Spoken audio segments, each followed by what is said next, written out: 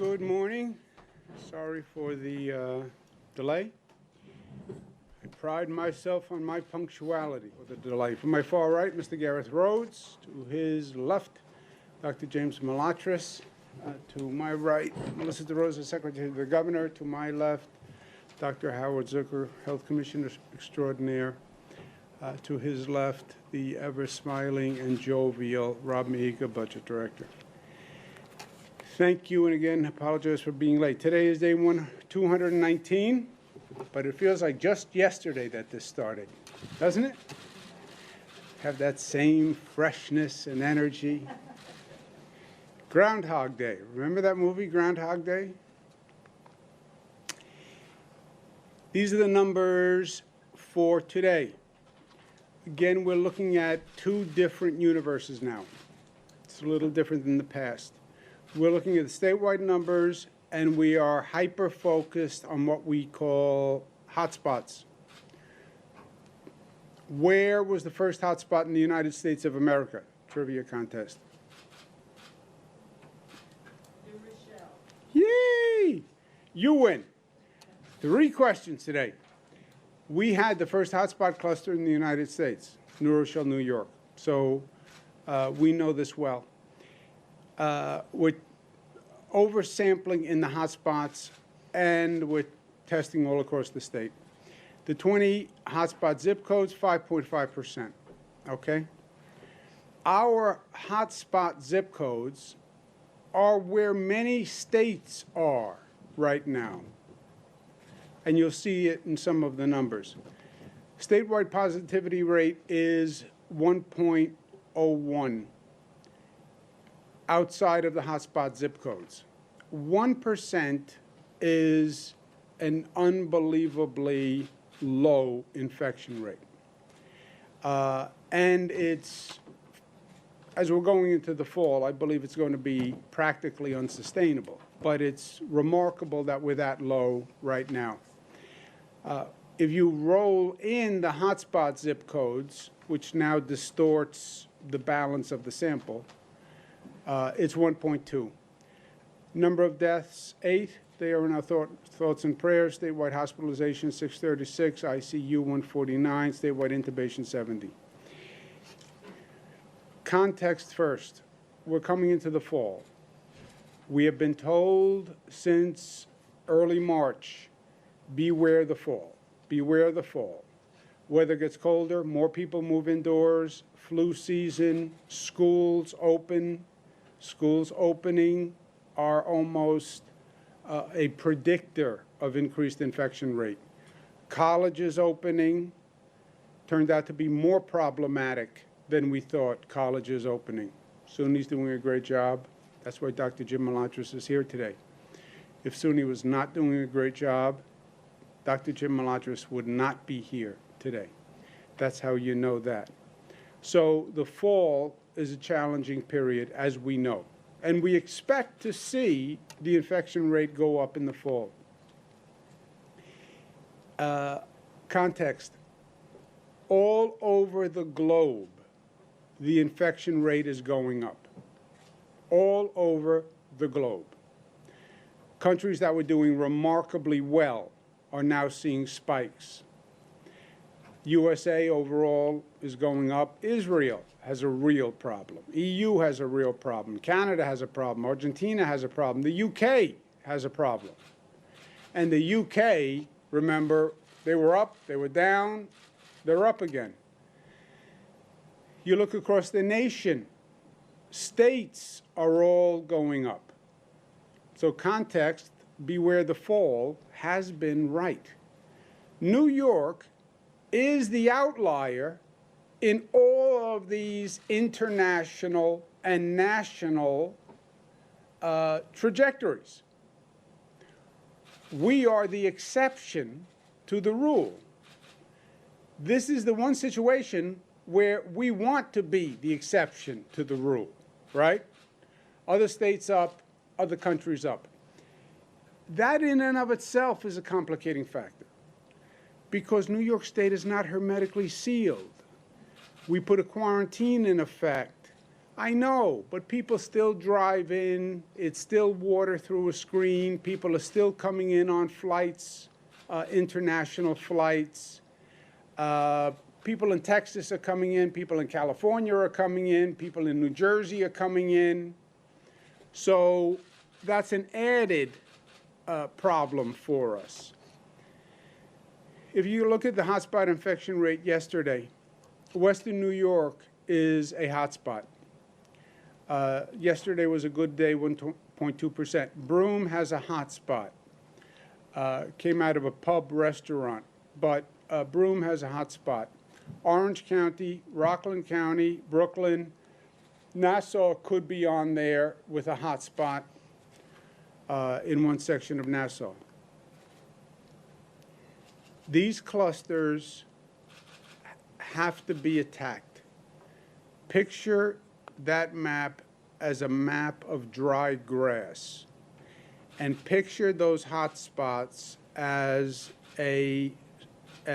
embers within the field of dry grass. Okay, that's how I think of it. The only course is to run to those embers and stamp them out immediately and dramatically. That's why I don't sleep at night. So you have to attack the clusters. How do you attack the clusters? Testing, testing, testing, testing. Get the facts. Follow the data. Contact tracing off the testing. Testing in itself doesn't tell you anything, just that you have a problem. Contact tracing helps you solve the problem. And enforcement. Enforcement. Oh, that's so harsh, enforcement. Yeah, it's not. Enforcement is kind. You know why? Because enforcement saves lives. That's what enforcement does. Lack of enforcement is not kind. I believe that. I believe that. And I have said that from day one. And the state has been bullish on this. And it has worked. It's worked. It's not like I'm putting forth a proposition. Enforcement works. Any rule is only as good as the enforcement. Don't speed. Are you enforcing it? Don't litter. Are you enforcing it? Any rule is only as good as the enforcement, especially when it's a rule that people don't want to follow. Seatbelts, only as good as you enforce it. Don't text and drive, only as good as you enforce it. I say to people when I see them texting and driving, I say to them, I pull up, I roll down my window, I say, hi, you are texting and driving. That is a violation of the law. I know, because I passed that law. It's only as good as the enforcement. We're New York tough. What's within tough? Smart. Follow the data, follow the analytics, disciplined. Do the enforcement. Stick to the rules, stick to what's working. I've said this 100 times. But at this point in my life, I've said everything 100 times. Too many local governments are not doing enforcement. Warnings are not enforcement. Put a mask on or I will ticket you is not enforcement. Store owner, you're not supposed to have this many people in your store. We are past that. Everybody knows the rules. You don't have to pull over a car today and say, you know, you're not supposed to text and drive. They know that. They know that. What you wind up saying is, I got away with it. We've been saying you get away with it for too long. And we have lived through this repeatedly. This was bars and restaurants. How many times did I come before you and say bars and restaurants are a problem? We have gatherings in front of bars and restaurants. Local governments have to do the enforcement. Week after week after week. And it got worse and it got worse and it got worse. I then said, forget it. I give up. The state government will do bars and restaurants. And we put together a task force. We did over 1,000 violations. And you know what? Compliance with bars and restaurants is markedly better than it has been. When was the last time any of you wrote a story about bars and restaurants and gatherings in front of bars and restaurants? Why? Because the owners know they'll lose their license. Oh, that's tough. No. We saved lives. I believe that. We saved lives. New York City has clusters. Queens, Brooklyn. We also have clusters akin to this, Orange, Rockland, a little bit in Nassau. I just got off the telephone with Mayor de Blasio, Controller Stringer, Council Speaker Johnson, UFT President Mike Mulgrew. We had a very good conversation. It was a collaborative, positive conversation. It's a complex situation, works on a number of levels. There are a number of issues, and we talked through them. We have clusters where the viral infection rate is higher, about 3%, 4%. Where does the virus mainly transmit? Dr. Zucker was on the phone. We asked him that question.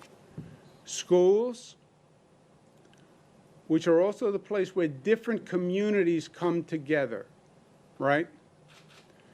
So my child goes to a private school, your child goes to a public school, but our children are on the same hockey team, or on the same soccer team, or they play together in the playground. Schools can be locations of transmissions. Religious gatherings, especially in these communities. New Rochelle, first hotspot, was an Orthodox Jewish man who went to a temple, hundreds of people, and then a wedding, hundreds of people. Orthodox Jewish gatherings often are very, very large. And we've seen what one person can do in a group. Look at this rose garden with the president, by the way. Outdoor event. Oh, those are safe, outdoor events. No, no, no. Safer than indoor. Nobody ever said safe. Safer than indoor. And look at that growing list of people at a presidential rose garden event who were theoretically tested before they came in. How many people could have been infected? 1, 2? And look at the spread in the rose garden. You know what happens here. You've seen it over and over again. Third are public spaces. These are basically in priority order. Fourth are businesses where consumers may interact, but that is way down on the list relatively. And the key to all of these areas is enforcement. All of them. We have rules for all these areas. We have rules for all these areas in place now. Well, then how's it increasing? Because people are not following the rules. That's why. On schools, my number one concern has always been schools. I said to the parents of this state, I will not allow your child to be sent to any school that I would not send my child. Period. And you have my personal word on that. I've spoken to thousands of parents who have called up and said, I'm worried about sending my child to school. I said, I won't allow a school to open that I wouldn't send my child to. That's my test. On the schools in these areas, not all of them have been tested. So we don't have data on all of the schools in these hotspot clusters. That troubles me. And on the telephone call, we were all basically in agreement. They have sampled some schools in the clusters, but not all the schools. And these are the hotspot clusters, right? So if you have to prioritize testing, you want to go to these schools first because you know they are in hotspot clusters. So some schools in those clusters we have not yet done testing on. Better safe than sorry. I would not send my child to a school in a hotspot cluster that has not been tested, where I did not have proof that the infection rate was low in that school. I would not send my child. I am not going to recommend or allow any New York City family to send their child to a school that I wouldn't send my child. We're going to close the schools in those areas tomorrow. And that's that. Religious gatherings, the city's proposal does not close religious institutions. We know religious institutions have been a problem. We know mass gatherings are the super spreader events. We know there have been mass gatherings going on in concert with religious institutions in these communities for weeks. For weeks. I don't mean little violations. You're only supposed to have 50, they had 55. I'm talking about you're only supposed to have 50 outdoors. They had 1,000. These are pictures from the past couple of weeks. And these are just emblematic. You've all seen pictures like this for weeks. What did you think was going to happen?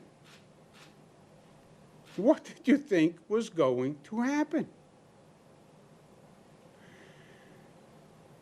Religious institutions are mass gatherings and raise the greatest potential. It's schools and it's large mass gatherings. Schools, frankly, because they're students, and that's where our heart goes, our priority goes. But in terms of numbers, it's large gatherings, and large religious gatherings are large gatherings. These have been going on for weeks. You don't see masks, and you see clear violation of social distancing. When were these pictures from? The one on the right is more recent than the one on the left. Okay. But they're in the recent past. So this has been going on for weeks. We've been talking about it for weeks. If we're going to keep religious institutions open, it can only be with two conditions. One, the community must agree, whether it's the Jewish community, whether we're talking about black churches, whether we're talking about Roman Catholic churches, the religious community has to agree to the rules. And they have to agree that they are going to follow the rules. And they have to agree that they are going to be a full partner in the enforcement of the rules. That's condition one. I'm going to meet with members of the ultra-Orthodox community tomorrow. I want to have that conversation directly myself. This cannot happen again. If you do not agree to enforce the rules, then we'll close the institutions down.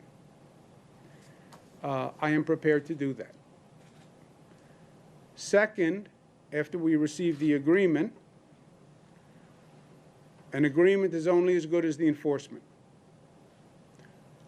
We have to have real enforcement in these clusters and the other statewide clusters. The enforcement will help the community. If the rule is no more than 50% of the people in a black church, I want someone at that door when 50% enter the church,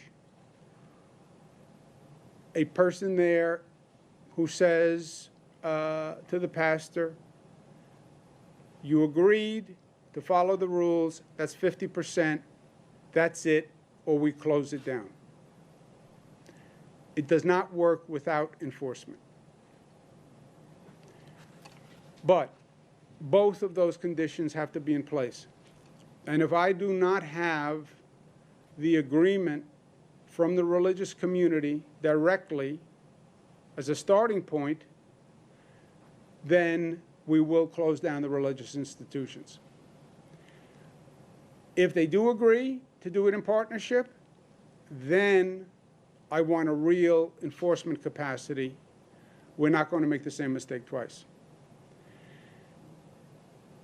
Tomorrow I'm going to meet with the larger congregations, New York City, Rockland, Orange, Nassau, and have that conversation. That's step one. If we get past step one, then we need enforcement in place. Enforcement is enforcement. I've said this to you. I have this conversation with the local officials all day long. Well, we issue warnings. That's not enforcement. Well, we do public education. That's not enforcement. There is no person in the state of New York who needs you to tell them at this point, you must wear a mask. They know they must wear a mask. There is no need for public education. Find me the person who says, I never heard that. Really? You have to wear a mask? I never heard it. Find me the person in the state who says that. Enforcement is enforcement, okay? New York City only did 26 enforcement actions. Enforcement is, here's a violation. New York City deployed 1,000 people for days, 3 days. 1,000 people for 3 days is what? Is 24,000 personnel hours. 24,000 personnel hours, you only did 26 enforcement actions? That's not enforcement. We have to be more aggressive. I understand that it's impolitic. I understand the sensitivity in the community now, but I also understand you will see people die if we don't do more enforcement. I also understand that we have learned this experience before. This is the bars and restaurants story. Week after week after week, we have to do the enforcement. Nobody's doing the enforcement. Week after week after week, nothing changes. The state took it over. I did 1,200 enforcement actions. 228 immediate license revocations, just on bars and restaurants. 1,200. Now, was I happy about doing 1,200 enforcement actions? No. Immediate license revocation is very difficult. That business basically closes. People lose their jobs. You don't want to do this. But life is options, my friends. You don't do this, the virus spreads, people die. You tell me which is the nice and kind and responsible course of conduct. 1,200 enforcement actions just on bars and restaurants. That's enforcement. The state is going to take over the enforcement oversight in all the hotspot clusters. Okay? Local governments will need to provide us with personnel, but the state will take over the enforcement with the local personnel. I do not have enough state personnel to supplement every local police department in the state. To give you an idea, we have about 5,000 state troopers. There are about 35,000 NYPD, okay? Most of this enforcement is also going to be done by health department officials, other agency-type officials. I said from day one to the local officials, I understand this is all tough stuff. And politicians like to make people happy, as a general rule. I like to make people happy as a general rule, too. I just have a superseding rule, which is I like to keep people alive. I'd rather you be alive and angry at me than have people happy with me. I'm elected to do a job and be responsible, and that's what I want to do. I said from day one, blame me. Blame me. You have to revoke a bar owner's license? Blame me. We have to close a temple because it's over 50%? I'll do it. We have to close a Roman Catholic church? I'll do it. I had to close the St. Patrick's Day parade? I did it. I'll do it. But none of these rules are going to make a darn if you don't have the enforcement. Another issue that came up on the phone, which is right. Targeting by zip codes is imperfect. The virus doesn't travel by zip codes. Neighborhoods and communities aren't organized by zip codes. Zip codes can be arbitrary and can leave out some communities that are infected. Zip codes can include communities that have a low infection rate. This is a zip code in Brooklyn. The white areas are inside the zip code, but we have the infection rate by address. You have areas in that zip code that aren't infected. You then have areas outside the zip code that are infected. So the zip code as a template is rough justice, but only rough justice.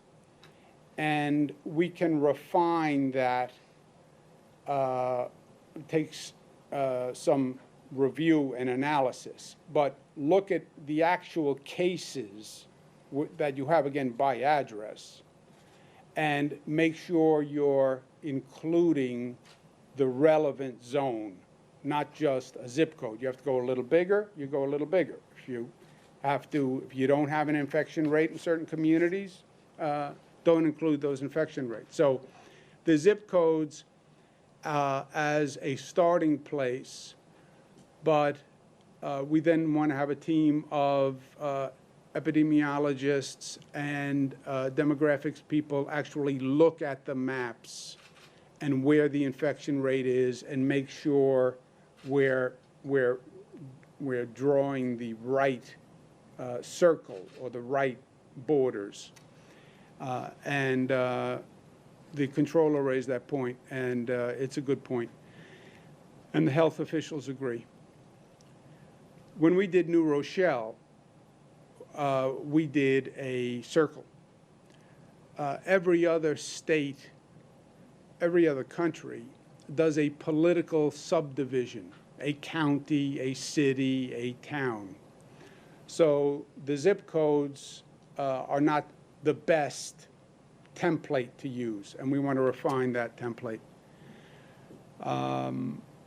For example, we're closing schools in zip codes, but the school district is different than the zip code. So just because the school is located in that zip code doesn't mean the students come from that zip code. The catchment area can go the opposite direction from the zip code. But right now, that's the best we have with the New York City data, but we're going to refine this. Non-essential businesses, public spaces, remember it's mass gatherings. Public spaces, schools should close, but we need to have the right template designed before we can do that with full accuracy. The only action we're taking today on this data, we are using the zip codes to close those schools tomorrow. If we expand the regions, and that then includes other schools, we'll then notify people as soon as we know. But for today, all we have are the zip code is the zip code data. So it's the schools in those zip codes. And as we refine it, we'll let you know. So in total, schools close tomorrow. I'm going to be meeting with the Orthodox community tomorrow, see if they will agree to live and abide by the rules and advocate compliance. If the rabbi advocates compliance, that would be a very positive start. If the communities don't agree with the rules, which is possible, I had some conversations where some religious leaders believe they have herd immunity, which is not true. Some people believe, have followed politics and think that masks are ineffective and this is all a hoax. That's not true. But if they don't agree, then the state will take action. If they do agree, and we have the ability to enforce, then we will go with reduced guidance, 50% rules, primarily outdoors, et cetera. We're going to do statewide enforcement, state supervised with local resources, but enforcement has to be enforcement. We need better templates, geographic templates than zip codes. We also need better data on these schools in these hotspot zip codes, more testing, faster testing, so we find out exactly where we are. And we need to establish criteria for reopening. When do the areas reopen? What testing data, what percent over what period of time? That has to be established. So in closing, New York City is not unique. We have this all across the state. Again, we started with the first hotspot, and it's going to continue. It is the way of the world. It's the way this virus moves. It starts in a cluster. It always starts in a cluster, wherever. And the question always becomes, can you stop it in the cluster? Can you tamp out the embers before it's a fire out of control? That's always the question. That was the question in Wuhan, China. Could you get to Wuhan and stamp it out before it spread? That was the question in New Rochelle. And we did stamp it out in New Rochelle, by the way. And every state is dealing with it. But it's a statewide issue. It's testing and it's enforcement. That's what we're down to. We're New York tough, smart, disciplined. Just to reiterate, the fall is perilous. We have to stay vigilant. When we talk about 1%, I understand that it is a hyper-ambitious goal.